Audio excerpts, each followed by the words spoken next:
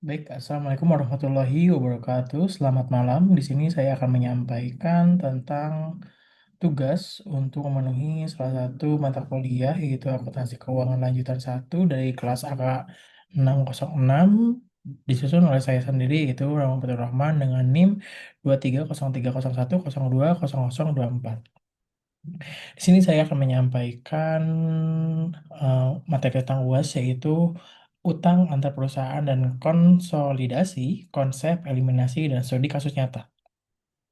Yang pertama yaitu tujuan dari pembelajaran atau materi kali ini, yaitu materi ini dirancang untuk memberikan pemahaman menyeluruh mengenai bagaimana transaksi utang antar perusahaan dapat mempengaruhi penyajian laporan keuangan konsolidasi. Melalui sesi ini, mahasiswa akan mendapatkan wawasan teoritis sekaligus keterampilan praktis dalam mengidentifikasi, mencatat, dan mengeliminasi transaksi keuangan internal dalam sebuah grup usaha. Pembahasan akan dilengkapi dengan studi kasus juga yang nyata dari perusahaan-perusahaan besar Indonesia guna memperkuat relevansi materi dengan praktik profesional. Adapun cakupan utama yang akan dipelajari yaitu mencakup yang pertama yaitu pemahaman konsep dasar utang antar perusahaan dan kepentingan dalam pelaporan. Yang kedua, jenis-jenis karakteristik transaksi utang antar afiliasi. Yang ketiga yaitu prosedur dan teknik eliminasi dalam konsolidasi. Dan yang terakhir ini penerapan melalui studi kasus yang aktual. Kita lanjut yang pertama yaitu definisi utang antar perusahaan. Utang antar perusahaan ini merupakan salah satu bentuk transaksi internal yang sering terjadi dalam struktur grup usaha. Nah, di mana satu entitas memberikan pinjaman kepada entitas lain yang masih berada dalam satu induk kepemilikan. Nah, transaksi ini dapat melibatkan nilai yang signifikan dan memiliki konsekuensi penting dalam pelaporan keuangan jika tidak dikelola dan dicatat secara tepat. Nah, oleh karena itu, pengakuan, pengukuran, serta penyajian utang ini harus mengikuti prinsip akuntansi yang berlaku agar tidak menyesatkan para pengguna laporan keuangan. Nah, karakteristik utang antar perusahaan meliputi yang pertama itu terjadi antar entitas yang masih dalam satu grup usaha. Yang kedua, diatur secara formal dan tercatat dalam sistem akuntansi masing-masing entitas.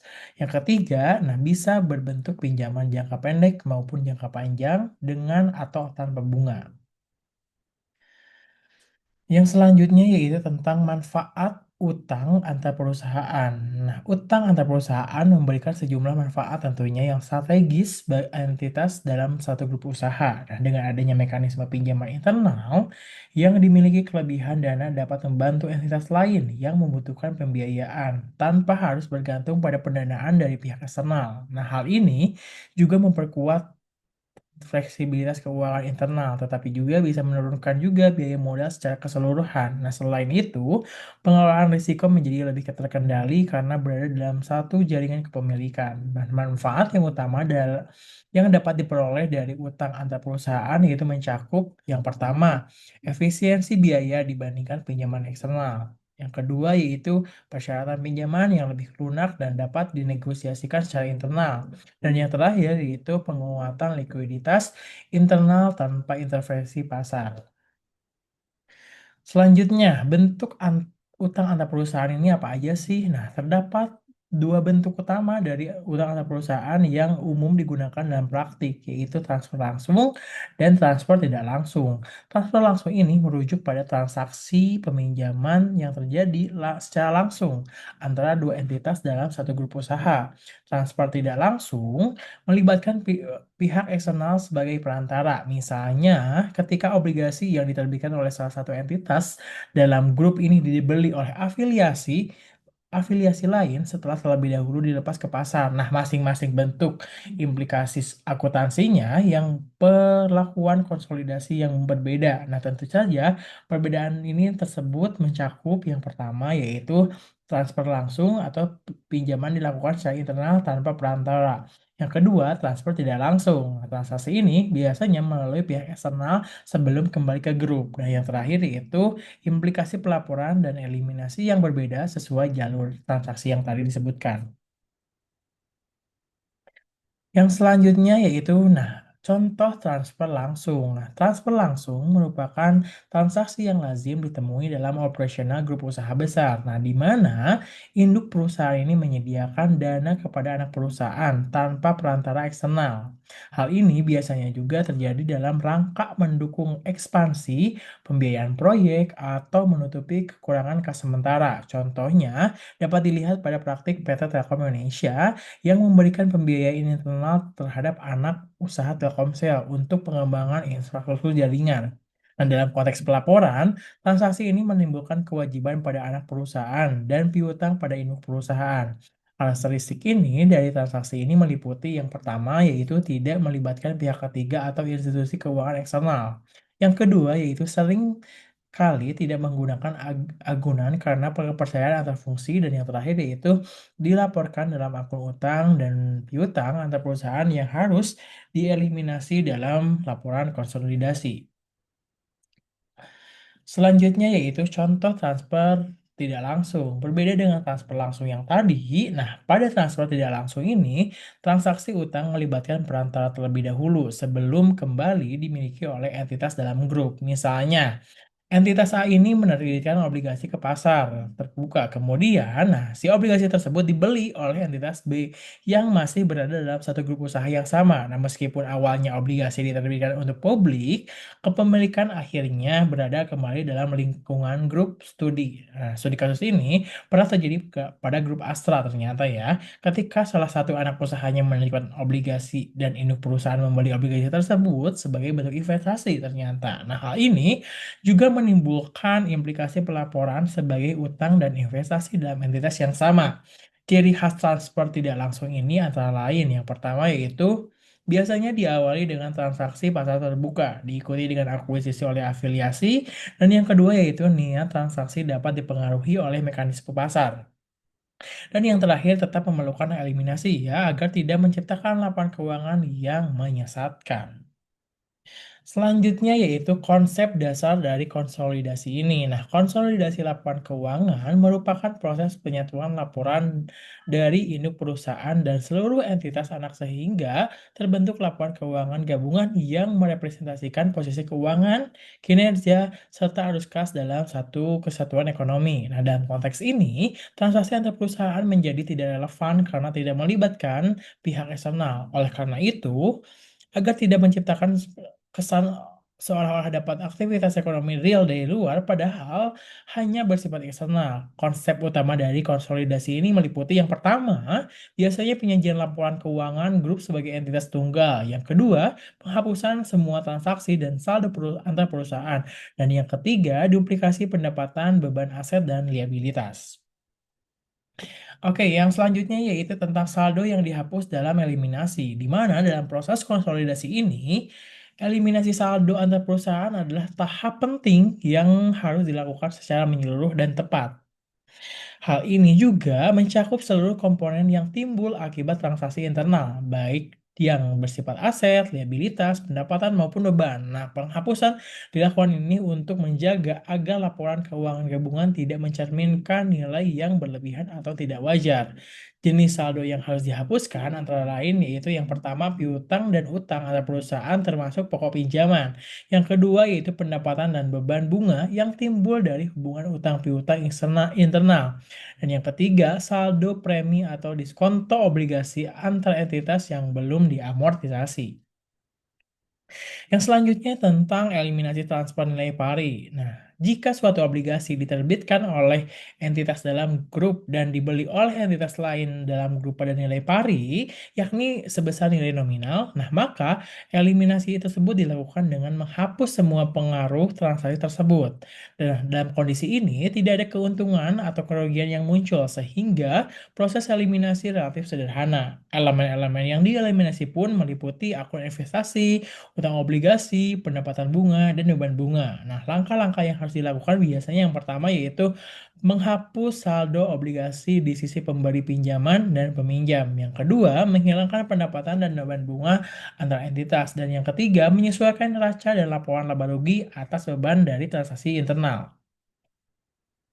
Yang selanjutnya yaitu transfer dengan diskonto, di mana obligasi yang diterbitkan dengan harga di bawah nilai nominal dikatakan memiliki diskonto dalam situasi transfer perusahaan dengan diskonto. Entitas yang memiliki obligasi mencatat diskonto sebagai penghasilan tambahan yang akan diamortisasi. Sebaliknya, jika entitas penerbit mencatat beban bunga yang lebih tinggi, selisih tersebut perlu dicermati dan dieliminasi untuk menghindari penyajian laba yang tidak wajar setelah konsolidasi.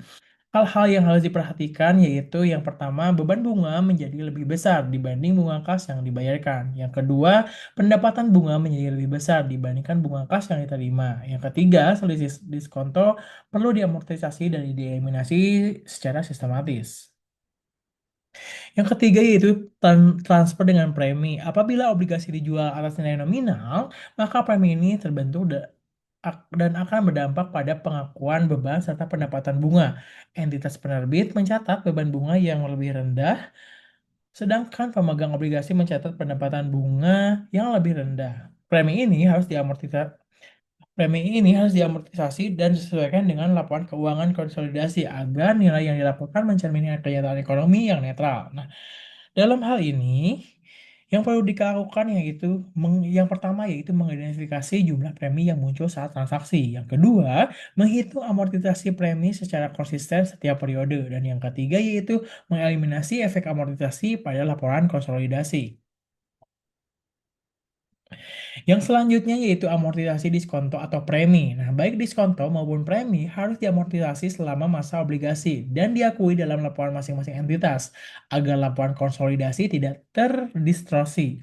Seluruh amortisasi tersebut harus dieliminasi. Nah, selain itu juga, metode yang digunakan untuk amortisasi harus konsisten antar entitas agar tidak terjadi selisih pencatatan. Praktek terbaik dalam amortisasi mencakup yang pertama yaitu menggunakan metode garis lurus atau metode suku bunga efektif secara konsisten. Yang kedua yaitu menyesuaikan saldo diskonto atau premi pada setiap akhir periode. Dan yang ketiga yaitu memastikan eliminasi mencerminkan penyesuaian konsolidasi tiap periode.